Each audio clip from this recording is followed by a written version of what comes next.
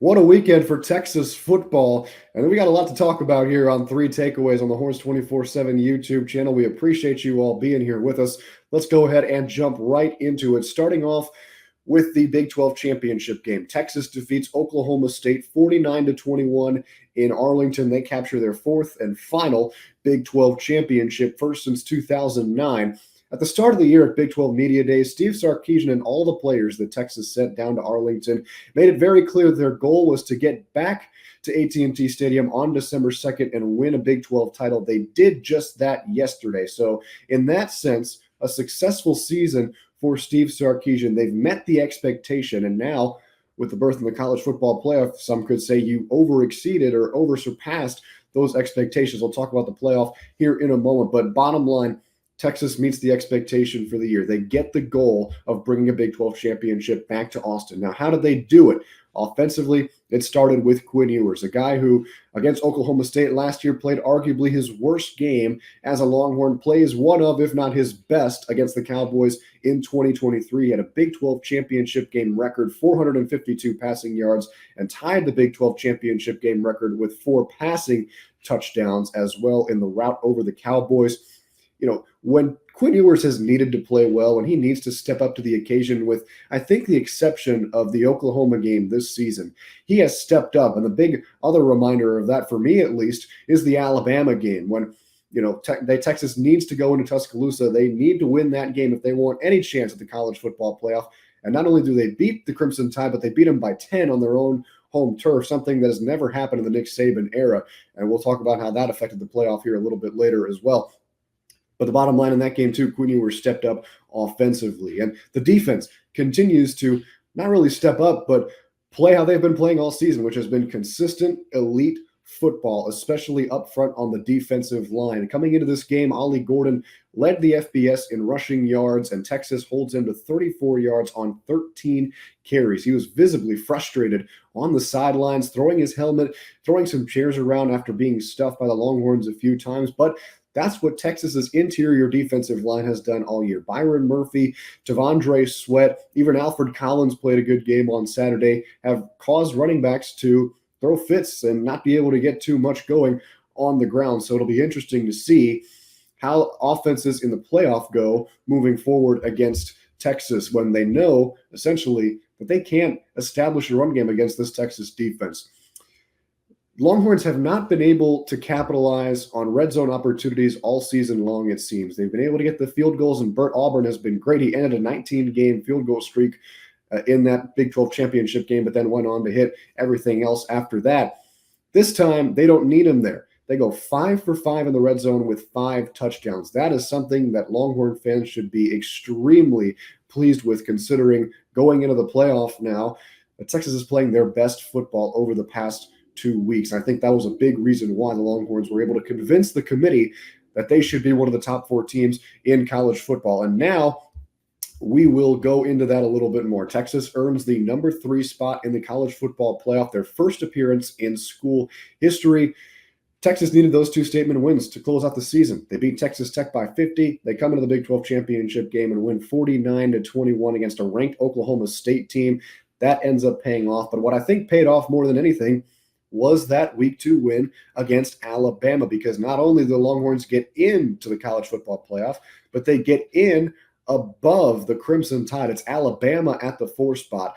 Originally, I thought it was going to be number 3 Florida State, number 4 Texas, with the head-to-head still mattering, but the committee views Alabama as a better team than Florida State, despite Florida State being an undefeated ACC champion. I'll let you argue whether or not the Seminoles should have been in, but I'm just talking facts right now. Florida State is the number 5 team. Alabama slides into the final spot at number 4. But that head-to-head win against the Crimson Tide pays off for Texas as they get that number 3 spot, and they will play Washington. So now they have the biggest thing for Texas here is they have under a month to prepare for this game and get guys healthy. Most notably, Xavier Worthy, who went down in the Big 12 championship game with an ankle injury. Ryan Watts did not play in the Big 12 championship game with a back injury. Those 2 are going to be extremely important. And really just a bunch of other guys on the team, guys like Quinn Ewers, who's still recovering from that shoulder sprain. And, Cedric Baxter, who's been banged up, Jatavian Sanders, who's been banged up. really across the board, it's good for this Longhorn team to get rested, finally get a break after a long, hard-fought season, a lot of physical football played for Texas, especially down that closing stretch with Iowa State, Texas Tech, TCU, and Oklahoma State. That's a lot of physical teams for Texas to play. They're going to need Xavier Worthy and Ryan Watts back healthy against Washington, two very important parts of that team. And Steve Sarkisian saying today that he feels confident those two will be back for the college football playoff semifinal match. Now the Longhorns have avenged 4 out of their 5 losses from a season ago. They have a chance to make it 5 for 5 on January 1st against the Huskies. Remember, they lost that Alamo Bowl game 27-20 a year ago in San Antonio. And so now let's go ahead and take a look at Washington. They're the number 2 team in the country in the college football playoff rankings. They will play in the Sugar Bowl against the Longhorns on January 1st at 7:45 p.m. Central Time at the Caesars Superdome in New Orleans, Louisiana. They defeated Oregon in the Pac-12 championship game to secure the Pac-12 title, undefeated 13-0 season for the Huskies in the final year of the Pac-12 conference. It's the second time that Washington beat a very good Oregon team this season. Remember, they had that middle of the season win against the Ducks. Oregon comes into the Pac-12 championship game heavily favored, but Kalen DeBoer and the Huskies hold them off. Michael Penix Jr. is a Heisman finalist quarterback. He will absolutely be in New York City. Threw for 287 yards, 2 touchdowns, and an interception last year against the Longhorns. This year, he leads the number 1 passing offense in the country, and a lot of it has to do with the trio of wide receivers that have been phenomenal for Washington throughout the season. Rome Odunze, Jalen McMillan, and Jalen Polk.